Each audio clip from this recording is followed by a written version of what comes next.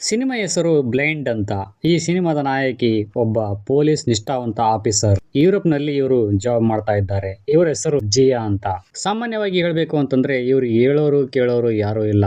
ಯಾಕಂತಂದ್ರೆ ಇವರು ಒಂದು ಅನಾಥಾಶ್ರಮದಲ್ಲಿ ಬೆಳೆದಿದ್ದಾರೆ. ಅದಕ್ಕೋಸ್ಕರ ಸದ್ಯಕ್ಕಂತ ಇವ್ರ ಜೊತೆಗೆ ಒಬ್ಬ ಹುಡುಗನು ಇದ್ದಾನೆ. ಯಾಕಂತಂದ್ರೆ ಆ ಹುಡುಗನು ಇವ್ರ ಜೊತೆಗೆ ಅನಾಥಾಶ್ರಮದಲ್ಲಿ ಬೆಳೆದಿದ್ದಾನೆ. ಆ ಹುಡುಗನ ನಮ್ ಜಿಯಾ ಸ್ವಂತ ತಮ್ಮನ ತರ ಮಮತೆ ತೋರಿಸ್ತಾಳೆ. ಆದ್ರೆ ಆ ಹುಡುಗನಿಗೆ ಇವ್ರ ಮೇಲೆ ಕಿಂಚಿಷ್ಟು ಫೀಲೇ ಇಲ್ಲ. ಹೀಗಿರುವಾಗ ಒಂದು ದಿನ ಆ ಹುಡುಗ ಓದೋದು ಬರೆಯೋದು ಎಲ್ಲ ಬಿಟ್ಟು ಒಂದು ಪಬ್ಗೆ ಹೋಗಿದ್ದಾನೆ, ಡ್ಯಾನ್ಸ್ ಮಾಡೋಕೆ ಮತ್ತು ಹಾಡು ಹಾಡೋಕೆ. ಈ ವಿಷಯ ಅನಾಥಾಶ್ರಮದಲ್ಲಿರುವ ಅಮ್ಮ ಅನ್ನೋರು ಜಿಯಾಗೆ ಫೋನ್ ಮಾಡಿ, ನಿನ್ ತಮ್ಮ ಅದವನು ಪಾರ್ಟಿಗೆ ಹೋಗಿದ್ದಾನೆ, ನಾಳೆ ದಿನ ಎಕ್ಸಾಮ್ ಇದ್ರೂನು ಅವೆಲ್ಲ ಬಿಟ್ಟು ಪಾರ್ಟಿಗೆ ಹೋಗಿದ್ದಾನೆ, ಹಂಗೆ ಹಿಂಗೆ ಅಂತೇಳಿ ಜಿಯಾಗೆ ಕ್ಲಾಸ್ ತಗೊಳ್ತಾಳೆ ಅಮ್ಮ.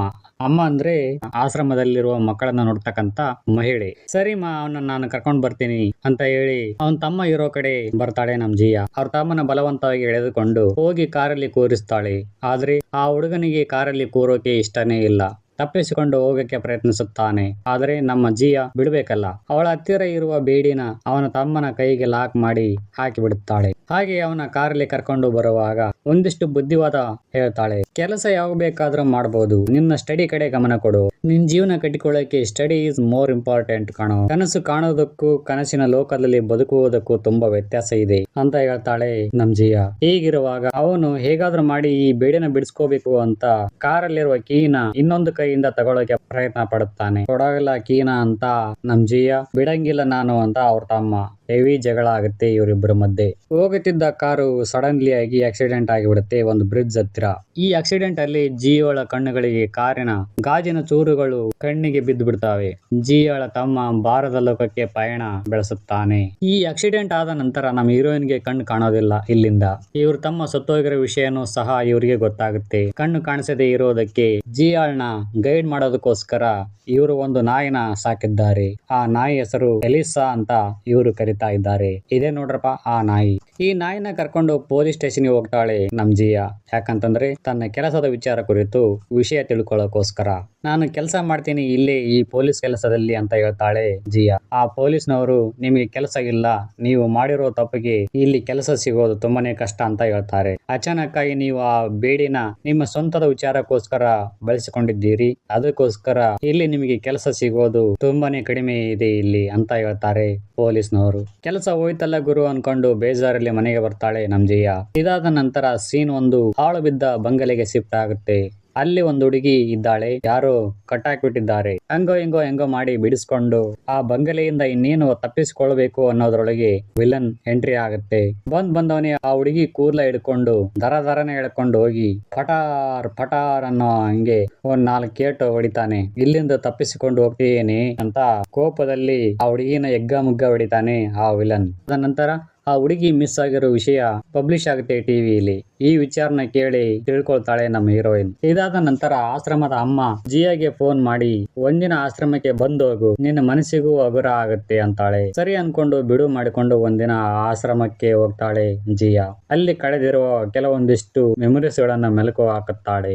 ಅವರ ಮತ್ತು ಸತ್ತೋದ ಅವರ ತಮ್ಮನ ಬಗ್ಗೆ ಒಂದಿಷ್ಟು ವಿಚಾರಗಳನ್ನು ಮೆಲುಕು ಹಾಕುತ್ತಾಳೆ ಜಿಯಾ. ಸರಿ ನಾನು ಹೋಗ್ತೀನಿ ಮನೆಗೆ ಅಂತ ಬಸ್ ಸ್ಟಾಪ್ಗೆ ಬರ್ತಾಳೆ ಜಿಯಾ. ಬಂದು ಟ್ಯಾಕ್ಸಿಗೆ ಫೋನ್ ಮಾಡಿ ಕರೀತಾರೆ. ಆದ್ರೆ 1 hour ಲೇಟ್ ಆಗುತ್ತೆ ಅಂತಾರೆ ಟ್ಯಾಕ್ಸಿ ಅವರು. ಇಟ್ಸ್ ಓಕೆ, ಪರವಾಗಿಲ್ಲ ಅಂತ ಹೇಳಿ ಜಿಯಾ ಯಾವ್ದಾದ್ರು ಟ್ಯಾಕ್ಸಿ ಬರ್ತೇನೋ ಅಂತ ಅಲ್ಲೇ ಕಾಯ್ತಾ ಇರ್ತಾಳೆ. ಹೀಗಿರುವಾಗ ಅಚಾನಕ್ ಆಗಿ ಯಾರೋ ಒಬ್ಬ ವ್ಯಕ್ತಿ ಕಾರಲ್ಲಿ ಹೋಗುವಾಗ ಜಿಯಾ ಕುರುಡಿಯಾಗಿರೋದನ್ನ ನೋಡಿ ಕಾರನ್ನ ನಿಲ್ಲಿಸಿ, ಯಾವ ಕಡೆ ಹೋಗ್ಬೇಕು ನೀವು ಅಂತಾನೆ ಆ ಅಪರಿಚಿತ. ಮನೆಗೆ ಹೋಗ್ಬೇಕು ನಾನು. ನೀವು ಟ್ಯಾಕ್ಸಿನಾ? ಹೌದು ಬನ್ನಿ. ನಾನು ಇಂಡಿಯನ್, ನೀವು? ನಾನು ಸಹ ಇಂಡಿಯನ್. ನೀವು ಯಾವಾಗ್ಲೂ ಬ್ಲಾಕ್ ಸ್ಪೈಸ್ ಪರ್ಫ್ಯೂಮ್ ನ ಯೂಸ್ ಮಾಡ್ತೀರಾ? ಪರ್ಫ್ಯೂಮ್ ನ ಜಾಸ್ತಿ ಬಳಸ್ತೀರಿ ಅಂತ ಕಾಣಿಸುತ್ತೆ. ಹೌದು. ಇದರ ಬಗ್ಗೆ ನಿಮಗೆ ಹೇಗೆ ಗೊತ್ತಾಯ್ತು? ನನಗೆ ತುಂಬಾ ಹತ್ತಿರದವರು ಯಾರೋ ಒಬ್ರು ಈ ಒಂದು ಪರ್ಫ್ಯೂಮ್ ನ ಯೂಸ್ ಮಾಡ್ತಾ ಇದ್ರು, ಅದಕ್ಕೋಸ್ಕರ ಕೇಳಿದೆ. ಸರಿ ತಗೊಳ್ಳಿ, ನೀರ್ ಕುಡೀರಿ, ತುಂಬಾ ಟಯರ್ಡ್ ಆಗಿದ್ದೀರಿ ಅಂತ ಕಾಣಿಸುತ್ತೆ, ನೀರ್ ಕುಡೀರಿ. ಪರವಾಗಿಲ್ಲ, ನಾನು ಆಮೇಲೆ ಕುಡಿತೀನಿ ಅಂತಾಳೆ ಜಿಯಾ. ಕಾರ್ ಇಂದಿನ ಡಿಕ್ಕಿಲಿ ಏನೋ ಶಬ್ದ ಆಗುತ್ತೆ. ಏನದು ಶಬ್ದ ಅಂತಾಳೆ ಜಿಯಾ. ಏನಿಲ್ಲ ಏನೋ ಇರ್ಬೇಕು ಅದು ಅಂತಾನೆ. ಹೀಗಿರುವಾಗ ಮತ್ತೆ ಆ ಸೌಂಡ್ ಬರುತ್ತೆ. ಜಿಯಾಗೆ ಏನೋ ಅನುಮಾನ ಬಂದು ಕಾರ್ ನಿಲ್ಲಿಸುವಂತ ಡ್ರೈವರ್ ಜೊತೆ ಜಗಳಕ್ಕೆ ಇಳಿತಾಳೆ. ಆ ಕಾರಲ್ಲಿ ಜಗಳದ ನಡುವೆ ಒಂದು ಸಣ್ಣ ಆಕ್ಸಿಡೆಂಟ್ ಆಗುತ್ತೆ ರಸ್ತೆ ಮಧ್ಯೆ. ಸಡನ್ಲಿ ಡ್ರೈವರ್ ಇಳಿದು ಡಿಕ್ಕಿ ಹತ್ತಿರ ಹೋಗಿ ಸೌಂಡ್ ಬರ್ತಿರೋದನ್ನ ಕಡಿಮೆ ಮಾಡುತ್ತಾನೆ. ಅಂದರೆ ಆ ಸೌಂಡ್ ನ ನಿಲ್ಲಿಸುತ್ತಾನೆ. ಜಿಯಾಗೆ ಅನ್ಸುತ್ತೆ ಇಲ್ಲಿ ಏನೋ ಮಿಸ್ ಹೊಡಿತಾ ಇದೆ, ಡಿಕ್ಕಿನಲ್ಲಿ ಯಾರೋ ಇದ್ದಾರೆ ಅನ್ಕೊಂಡು ಕಾರಿಂದ ಹೊರಗಡೆ ಬಂದು ಪೊಲೀಸ್ಗೆ ಕಾಲ್ ಮಾಡೋಕೆ ಪ್ರಯತ್ನಿಸುತ್ತಾಳೆ. ಯಾರಿಗೂ ಫೋನ್ ಮಾಡ್ತಾ ಇದೀಯ ನೀನು ಅಂತ ಹೇಳಿ ಜಿಯಾಗೂ ಮತ್ತು ಆ ಡ್ರೈವರ್ಗೂ ಜೋರಾಗಿ ಜಗಳ ನಡೆಯುತ್ತೆ. ಅಷ್ಟರಲ್ಲಿ ಇವರು ಇರುವ ಹತ್ತಿರ ಇನ್ನೊಂದು ಕಾರ್ ಬರುತ್ತೆ. ಆ ಡ್ರೈವರ್ ಎದ್ನೋ ಬಿದ್ನೋ ಅನ್ಕೊಂಡು ಜಿಯಾ ಕುರುಡಿ ಇದ್ದಾಳೆ, ನನ್ನ ನೋಡಿಲ್ಲ, ಇವಳಿಂದ ನನಗೇನು ಅಪಾಯ ಇಲ್ಲ ಅನ್ಕೊಂಡು ಅಲ್ಲಿಂದ ಜಾಗ ಖಾಲಿ ಮಾಡ್ತಾನೆ. ಈ ಕಡೆ ನಮ್ ಜಿಯಾ ಸೀದಾ ಪೊಲೀಸ್ ಸ್ಟೇಷನ್ಗೆ ಹೋಗೋಳೆ ಕಂಪ್ಲೇಂಟ್ ಕೊಡೋಕೆ. ನಾನು ಟ್ಯಾಕ್ಸಿಯಲ್ಲಿ ಬರುವಾಗ ಒಬ್ಬ ವ್ಯಕ್ತಿ ನನ್ನ ಮೇಲೆ ಅಟ್ಯಾಕ್ ಮಾಡಿದ, ಅದು ಅಲ್ಲದೆ ಅವನ ಕಾರ್ ಡಿಕ್ಕಿಯಲ್ಲಿ ಯಾರೋ ಒಬ್ರು ಇದ್ರು, ತನಿಖೆ ಮಾಡಿ ಅಂತ ಹೇಳ್ತಾಳೆ ನಮ್ ಜಿಯಾ. ಆದ್ರೆ ಪೊಲೀಸ್ನವರು ಇವಳ ಮಾತನ್ನ ಅಷ್ಟಾಗಿ ಗಣನೆಗೆ ತಗೊಳ್ಳೋದಿಲ್ಲ, ಯಾಕಂತಂದ್ರೆ ಇವಳು ಕುರುಡಿ ಅಂತ. ನಂತರ ಸೀನ್ ಶಿಫ್ಟ್ ಆಗುತ್ತೆ ಮತ್ತೆ ಆಳು ಬಂಗಲೆಗೆ. ಅಲ್ಲಿ ಅಂತಕ ಕಾರ್ ಡಿಕ್ಕಿ ಮುಖಾಂತರ ಒಂದು ಹುಡುಗಿನ ಕರ್ಕೊಂಡು ಬಂದು ಕಟ್ಟಾಕವನೆ. ಈಗ ನಮಗೆ ವಿಲನ್ ಯಾರು ಅಂತ ಗೊತ್ತಾಗುತ್ತೆ. ಅದೇ ಆ ಕಾರ್ ಡ್ರೈವರ್ನೇ ಈ ನಮ್ಮ ಚಿತ್ರದ ಮೇನ್ ವಿಲನ್ ಗುರು. ಯಪ್ಪ, ಇವನು ಆ ಹುಡುಗಿ ಹತ್ತಿರ ಬಂದು ಅವಳಿಗೆ ತುಂಬಾನೇ ತೊಂದರೆ ಕೊಟ್ಟು ಅವಳ ಕೈ ಹೋಗುರ್ನ ಕಟ್ ಮಾಡ್ತಾನೆ, ಹೆವಿ ಚಿತ್ರಹಿಂಸೆ ಕೊಟ್ಟು. ಅಲ್ಲ ಗುರು, ಇವ್ನ ಯಾಕೆ ಹಿಂಗೆಲ್ಲ ಮಾಡ್ತಾವನೆ ಅಂತ ಒಳ್ಳೆ ಸೈಕೋ ನನ್ನ ಮಗ ಅನ್ಸುತ್ತೆ ಇವನು. ಈಗ ಸೀನ್ ಪ್ರೆಸೆಂಟ್ ಗೆ ಬರುತ್ತೆ. ಮಿಸ್ ಆಗಿರೋ ಹುಡುಗಿಯ ವಿಷಯ ಟಿವಿಲಿ ಮತ್ತು ಪೇಪರ್ ಅಲ್ಲಿ ಪಬ್ಲಿಷ್ ಆಗುತ್ತೆ. ಮಿಸ್ ಆದ ಮಹಿಳೆಯ ಲಾಸ್ಟ್ ಲೊಕೇಶನ್ ಇಂಥದ್ರಲ್ಲಿ ಇದ್ದಳು ಅಂತ ಮೆನ್ಷನ್ ಆಗುತ್ತೆ. ಈ ವಿಷಯ ನಮ್ ಜಿಯಾಗೆ ಗೊತ್ತಾಗುತ್ತೆ. ನಿನ್ನೆ ನಾನು ಸಹ ಆ ಒಂದು ಏರಿಯಾದಲ್ಲಿ ಇದ್ದೆ, ನಿನ್ನೆ ನಾನು ಅದೇ ಏರಿಯಾದಲ್ಲಿಂದ ತಾನೇ ಕಾರ್ ಹತ್ತಿದ್ದು, ಬಹುಶಃ ಆ ಕಾರ್ನವನೇ ಕಿಡ್ನಾಪ್ ಮಾಡಿರ್ಬೋದು ಆ ಹುಡುಗಿನ ಅಂತ ಗೆಸ್ ಮಾಡ್ತಾಳೆ ನಮ್ ಹೀರೋಯಿನ್ ಜಿಯಾ. ತಕ್ಷಣ ಜಿಯಾ ಮತ್ತೆ ಪೊಲೀಸ್ ಸ್ಟೇಷನ್ಗೆ ಹೋಗಿ ನಿನ್ನೆ ನಾನು ಕೊಟ್ಟ ಕಂಪ್ಲೇಂಟ್ ಏನಾಯ್ತು ಅಂತ ಕೇಳ್ತಾಳೆ. ಆದ್ರೆ ಪೊಲೀಸ್ನವರು ಇವರ ಕಂಪ್ಲೇಂಟ್ ನ ಲೆಕ್ಕಕ್ಕೆ ತಗೊಂಡಿರೋದಿಲ್ಲ. ಬಿಕಾಸ್ ಇವರು ಕುರುಡಿ ಅಂತ ಇವೆಲ್ಲ ಒಂದು ಸಾಕ್ಷಿನ ಅಂತ ಬೇಜವಾಬ್ದಾರಿ ತೋರಿಸಿರ್ತಾರೆ ಪೊಲೀಸ್ನವರು. ಸರಿ, ನೀವಿನ್ನು ಹೋಗಿ ಏನಾದ್ರು ವಿಷಯ ಗೊತ್ತಾದ್ರೆ ನಿಮ್ಗೆ ಕಾಲ್ ಮಾಡ್ತೀವಿ ಅಂತ ಹೇಳ್ತಾರೆ ಪೊಲೀಸ್ನವರು. ಇದರಿಂದ ನಮ್ ಜಿಯಾಗೆ ಟ್ರಿಗರ್ ಆಗುತ್ತೆ. ಸರಿಯಾಗಿ ಬೈತಾಳೆ ಪೊಲೀಸರ್ನ. ನಾನು ಕುರುಡಿ ಅಂತ ನನ್ನ ಸಾಕ್ಷಿಗಳನ್ನ ನೀವು ನೆಗ್ಲೆಕ್ಟ್ ಮಾಡ್ತಾ ಇದ್ದೀರಿ ಅಲ್ವಾ? ನಿಮಗೆ ಗೊತ್ತಾ, ನಿಮ್ಮ ಬಗ್ಗೆ ನಾನು ಜಾಸ್ತಿ ಅಬ್ಸರ್ವ್ ಮಾಡಿದ್ದೀನಿ, ಕೇಳಿಲ್ಲಿ. ನೀವಿರೋದು 5 ಅಡಿ ಇದ್ದೀರಿ, ಸಾಧಾರಣ ಮೈಕಟ್ಟು ಇದೆ ನಿಮಗೆ, ಮುಂಜಾನೆ ಚೈನೀಸ್ ಆಹಾರನ ಸೇವನೆ ಮಾಡಿದ್ದೀರಿ. ಇವೆಲ್ಲ ನಿಮ್ಮ ಹಾವಭಾವಗಳನ್ನು ಮತ್ತು ವಾಸನೆಯಿಂದ ವಿಷಯಗಳನ್ನು ನಾನು ಸಂಗ್ರಹಿಸಿದ್ದೀನಿ, ಗೊತ್ತಾ ನಿಮಗೆ ಅಂತಾಳೆ ಜಿಯಾ. ಹೀಗೆ ಹೇಳಿದ್ದೆ ತಡ ಪೊಲೀಸ್ಗೆ ಇಂಪ್ರೆಸ್ ಆಗಿ ಜಿಯನ್ನ ನಂಬೋಕೆ ಶುರು ಮಾಡ್ತಾರೆ. ಹೇಳಿ ಜಿಯಾ, ನೀವು ಅವತ್ತು ಏನೇನು ಗಮನಿಸಿದ್ರಿ ಅವನ ಬಗ್ಗೆ ಅಂತ ಕೇಳ್ತಾರೆ ಪೊಲೀಸ್ನವರು.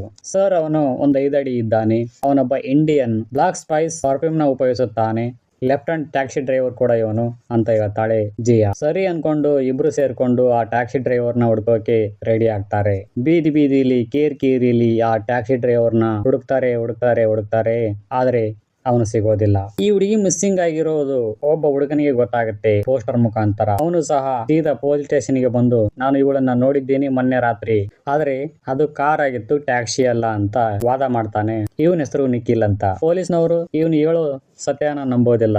ಬಹುಶಃ ದುಡ್ಡು ಸಿಗುತ್ತೇನೋ ಅಂತ ಬಂದಿರಬೇಕು ಅಂತ ನೆಗ್ಲೆಕ್ಟ್ ಮಾಡ್ತಾರೆ ಇವನು ಸಾಕ್ಷಿಗಳನ್ನು. ಇದರಿಂದ ಆ ಹುಡುಗ ಪೊಲೀಸ್ನವರ ಮೇಲೆ ಕೋಪ ಮಾಡಿಕೊಂಡು ಹೋಗಿಬಿಡ್ತಾನೆ, ನೀ ಮನೆ ಬಾರಿನೇ ಇಷ್ಟೇ ಅಂತ ಹೇಳಿ.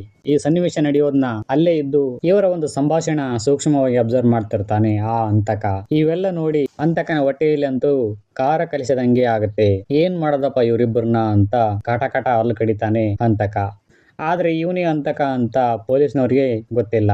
ಇದಾದ ನಂತರ ಆ ಸೈಕೋ ನನ್ನ ಮಗ ನಿಖಿಲ್ನ ಫಾಲೋ ಮಾಡ್ತಾನೆ, ಹೇಗಾದ್ರೂ ಮಾಡಿ ಇವನ್ನ ಕೊಲ್ಬೇಕು ಅಂತ. ಇವರಿಬ್ಬರ ನಡುವೆ ಹೆವಿ ಚೇಜಿಂಗ್ ಆಗುತ್ತೆ. ಸೈಕೋಪಾತ್ಗೆ ನಾನು ಸಿಗಬಾರ್ದು ಅಂತ ನಿಖಿಲ್ ಓಡಿದ್ದು ಕೊನೆಗೂ ಅಂತಕನಿಗೆ ನಿಖಿಲ್ ಸಿಗುತ್ತಾನೆ. ಇನ್ನೇನು ಅವನು ಕೊಲ್ಲಬೇಕು ಅನ್ನೋದ್ರೊಳಗೆ ಅಲ್ಲಿಗೆ ಬೇರೆ ಯಾರೋ ಬಂದ್ಬಿಡ್ತಾರೆ. ಅಂತಕ ಎದರಿಕೊಂಡು ಅಲ್ಲಿಂದ ಜಾಗ ಖಾಲಿ ಮಾಡ್ತಾನೆ. ಈ ಕಡೆ ಜಿಯಾಗೂ ಮತ್ತು ಪೊಲೀಸ್ಗೂ ಇವರು ಹುಡುಕ್ತಿರುವ ಆ ಟ್ಯಾಕ್ಸಿ ಡ್ರೈವರ್ ಸಿಗ್ತಿಲ್ಲ. ಇವ್ರ ಹತ್ರ ಇರುವ ಸಾಕ್ಷಿಗಳಿಗೆ ಯಾರೊಬ್ಬರು ಸಹ ಮ್ಯಾಚ್ ಆಗ್ತಾ ಇಲ್ಲ. ಬಹುಶಃ ನಿಖಿಲ್ ಹೇಳ್ತಿರೋ ವಿಷಯ ನಿಜ ಇರಬಹುದು. ನಿಖಿಲ್ಗೆ ಫೋನ್ ಹಾಕಿ ಅಂತ ಜಿಯಾ ಹೇಳ್ತಾಳೆ. ನಿಖಿಲ್ ನೋಡಿದ್ರೆ ಫೋನ್ ತೆಗಿತಾ ಇಲ್ಲ. ಯಾಕಂತಂದ್ರೆ ಈ ಸೈಕೋಪಾತ್ ನ ಕಡೆಯಿಂದ ಹೊಡ್ಸ್ಕೊಂಡು ಬಿದ್ದವನೇ ಎಲ್ಲೋ ಒಂದ್ ಕಡೆ. ಪೊಲೀಸ್ನವರು ಆತ ನಂಬರ್ ನ ಟ್ರೇಸ್ ಮಾಡಿ ಅವನು ಇರೋ ಕಡೆ ಬಂದು ಅವನನ್ನ ಹಾಸ್ಪಿಟಲ್ಗೆ ಸೇರಿಸ್ತಾರೆ. ಈ ಸಮಯದಲ್ಲಿ ಜಿಯಾ ನಿಖಿಲ್ನು ಸ್ವಂತ ತಮ್ಮನ ತರ ನೋಡಿಕೊಳ್ತಾಳೆ ಆ ಹಾಸ್ಪಿಟಲ್ ಅಲ್ಲಿ. ಹಾಗೆ ಸತ್ತೋದ ತಮ್ಮನ ಬಗ್ಗೆ ತಮ್ಮನ ವಿಡಿಯೋ ಮತ್ತು ವಾಯ್ಸ್ ಕೇಳಿಸ್ಕೊಂಡು ನಮ್ ಜಿಯಾ ತುಂಬಾ ಬೇಜಾರ್ ಪಡ್ತಾಳೆ. ಈ ಸಮಯದಲ್ಲಿ ಇದೇ ಸಮಯಕ್ಕೆ ಯಾರೋ ಒಬ್ಬರು ಜಿಯಾಳ ಮನೆಯ ಡೋರ್ ನ ಪ್ರೆಸ್ ಮಾಡ್ತಾರೆ. ಸ್ವಲ್ಪ ಸಮಯದ ನಂತರ ಡೆಲಿವರಿ ಅಂತಾನೆ. ಆಗ ಸಡನ್ಲಿ ಜಿಯಾಗೆ ಅನುಮಾನ ಬರುತ್ತೆ, ಇಷ್ಟೊತ್ತಲ್ಲಿ ಯಾವ ಡೆಲಿವರಿ ನಿಂದು ಅಂತಾಳೆ ಜಿಯಾ. ಅಂತಕ ಜಿಯಾಗೆ ಫೋನ್ ಮಾಡ್ತಾನೆ. ಹಲೋ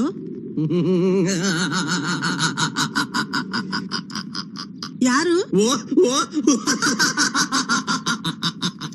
ಏ ಮುಟ್ಟಾಳ, ನಗೋದಕ್ಕಾಕ ಫೋನ್ ಮಾಡಿದ್ಯಾ? ಹೇ ಜಿಯಾ, ಮೊನ್ನೆ ನೀನು ನನ್ನ ಟ್ಯಾಕ್ಸಿಲಿ ಏನೋ ಬಿಟ್ಟು ಹೋಗಿದ್ರಿ. ಅದಕ್ಕೆ ಅದನ್ನು ಕೊಡೋಕ್ಕೋಸ್ಕರ ನಾನು ಇಲ್ಲಿಗೆ ಬಂದಿದ್ದೇನೆ. ಬೇಕಾಗಿಲ್ಲ ನೋಡು, ನಿನ್ನ ಒಳ್ಳೆಯದಕ್ಕೇನೆ ಹೇಳ್ತಾ ಇದ್ದೀನಿ. ನೀನು ಪೊಲೀಸಿಗೆ ಸರೆಂಡರ್ ಆಗಿಬಿಡು. ನಿನಗೆ ಶಿಕ್ಷೆ ಏನಾದರೂ ಕಡಿಮೆ ಆಗುತ್ತೆ. ಏನ್ ಮಾಡ್ಬೇಕು ಅನ್ಕೊಂಡಿದ್ಯಾ ನೀನು? ಏನು ನಿನ್ನ ನೆಕ್ಸ್ಟ್ ಪ್ಲಾನ್? ಆ ನಿಖಿಲ್ ಅಂತೂ ಬಿಡೋ ಮಾತೇ ಇಲ್ಲ. ಆಮೇಲೆ ನಿನ್ನ ನೋಡ್ಕೊಂತೀನಿ. ಸದ್ಯಕ್ಕಂತೂ ನಿಖಿಲ್ಲೇ ನನ್ನ ಮೈನ್ ಟಾರ್ಗೆಟ್. ಸಾಧ್ಯವಾದ್ರೆ ಉಳಿಸ್ಕೋ ಅವನ್ನ ಅಂತ ಹೇಳ್ತಾನೆ ಹಂತಕ. ಹೀಗಾಗಿದ್ದೇ ತಡ ಜಿಯಾ ಪೊಲೀಸ್ಗೆ ಫೋನ್ ಮಾಡಿ ನಿಖಿಲ್ ತೊಂದರೆಯಲ್ಲಿದ್ದಾನೆ, ಹಾಸ್ಪಿಟಲ್ಗೆ ಬನ್ನಿ ಅಂತ ಮೆಸೇಜ್ ಮಾಡಿ ಸೀದಾ ನಿಖಿಲ್ ಇರೋ ಕಡೆ ಬರ್ತಾಳೆ ಜಿಯಾ.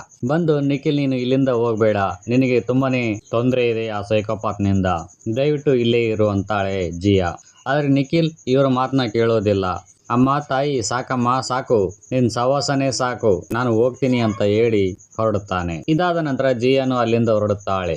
ಅವಳಿಂದಾನೇ ನಮ್ಮ ವಿಲನ್ ಆದಂತ ಸೈಕೋಪಾತ್ ಸಹ ಇದ್ದಾನೆ. ಜಿಯಾ ಒಬ್ಬಳೇ ಸಿಕ್ಕಿದ್ದಾಳೆ, ಇವಳನ್ನು ಹೇಗಾದ್ರೂ ಮಾಡಿ ಸಾಯಿಸಿ ಬಿಡೋಣ ಅಂತ ಅನ್ಕೊಂಡು ಜಿಯಾಳ ಕತ್ತಿಗೆ ಚಾಕು ಹಿಡಿತಾನೆ ಹಂತಕ.